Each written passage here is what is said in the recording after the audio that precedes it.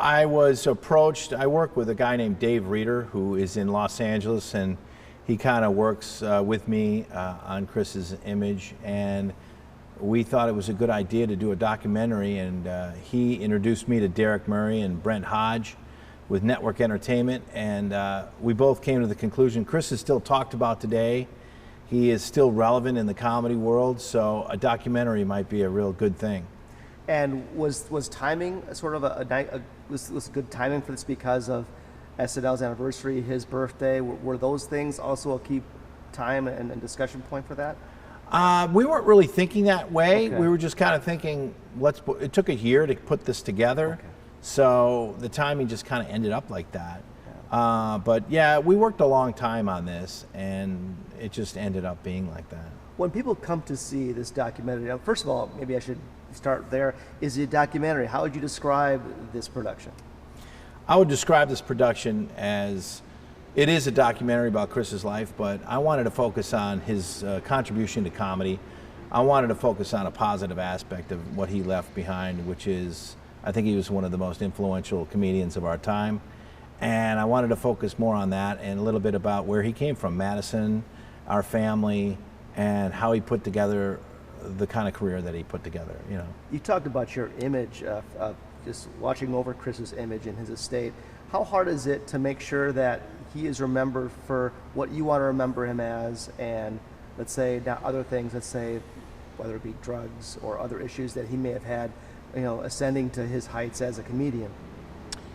Well, I think, you know, I think people always remember, I think what lasts with people is what you do on the earth. I think that he left behind a great legacy of comedy. We can see it all on SNL, and we can see it in his movies. And I think that we all struggle with things in our life that are difficult. You know, we all have our own difficulties. It's not what you have, difficulties that you have, it's what you do despite of that. And I think that's what remains, that's what people talk about today. So I wanted to do a show, a movie, a documentary about that. Was it hard to put this together for yourself? It's just difficult to put this together. It took a year to get everybody's schedules. We have a great cast. We have Dan Aykroyd, Mike Myers, Christina Applegate, David Spade, Adam Sandler, Lorne Michaels. Those guys are very busy guys, so it was very difficult to put their schedules together. But they were very willing, and I'm grateful for that, to come out and be a part of this. Have you seen the movie yet? Yeah, I've seen it, sure. What's it been like when you first saw it? I mean, it's different putting it together versus actually sitting down and actually watching it. What was your take on watching it? It was difficult for me to watch at first. You know, it took me a little while to recover after the first time I saw it.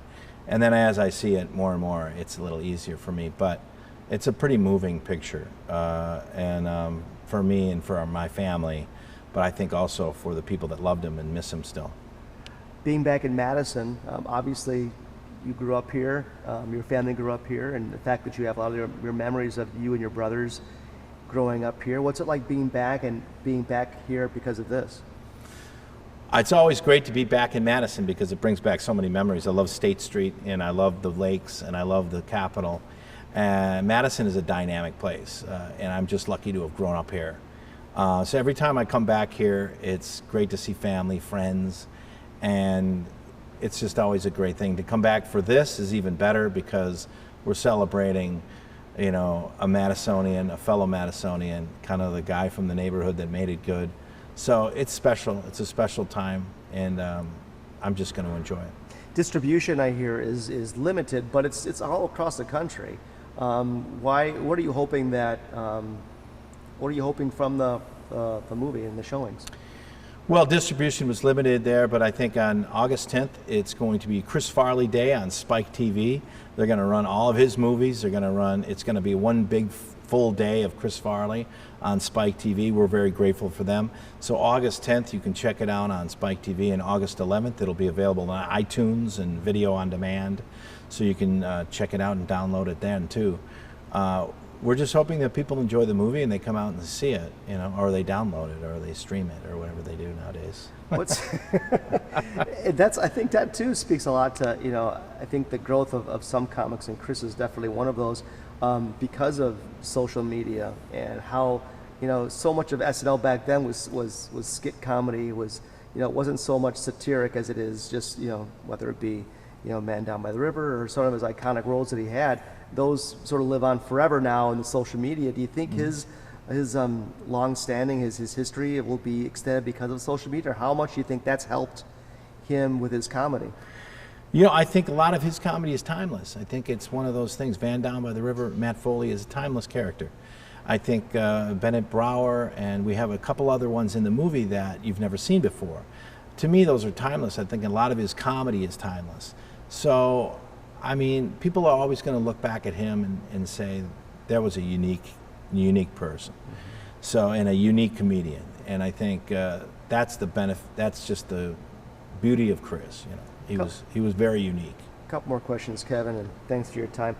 You know, what do you hope people, you sort of alluded to this a little earlier, but what do you hope people get from this movie that they watch, and if they're going in to sort of walk in there hoping to sort of slap their knee or laugh, are they going to be surprised with what they see, or do you hope that that's what they get out of it?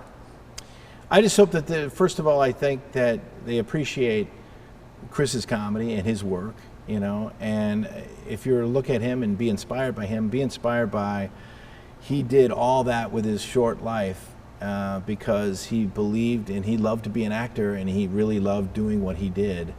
And he had his troubles, he had his demons, but despite all that, he made a pretty good life for himself, a short but beautiful life. I remember Chris once saying, I think in an interview, saying that he just plays one role amped up or at the same volume in the same role. But to me, from yourself and other comedians I've listened to talk about him, he was a lot more than just one character. Yeah, and I think when you look back at his work, you see that. I think that he had a low self-esteem, and I think he liked to downplay a lot of his work on it when asked about it. But when people look at it, they say, well, no, that's clearly it was a guy that had a lot more going on than just Fatty Falls Down, like he used to say. Has your family seen the movie yet? Yeah, some have, some haven't. They want to see it. I think they want to see it on Saturday, so okay. It'll be a good event. Have the ones who have seen it, have they been impressed, or have they given you any comments on what they Everybody's saw? been pretty happy, or they're lying to me. I don't know, but I think everybody enjoyed it. Yeah. All right. Yeah. What's the future hold for Kevin? I mean, for Kevin, you got your hands in a lot of cookie jars right now. Right, exactly. The future for Kevin is a day-by-day situation. I don't know. I mean, I've got some stand-up I got to do in Fort Wayne. I've got some other stand-up gigs around the country. And I continue to do those, and I just finished a small movie. So I continue to act, and I continue to do stand-up, and this was a project for me. So I'll just keep working. I got to do something. Anything else, Kevin, that I haven't mentioned you'd like to add, sir? Nothing. I just hope everybody comes out Saturday at 7 o'clock at the Orpheum Theater. Have fun. It's a beautiful movie. I hope you enjoy it. And please, I hope to see you on Saturday at 7. August 8th. Great, Kevin. Let me get one quick cut.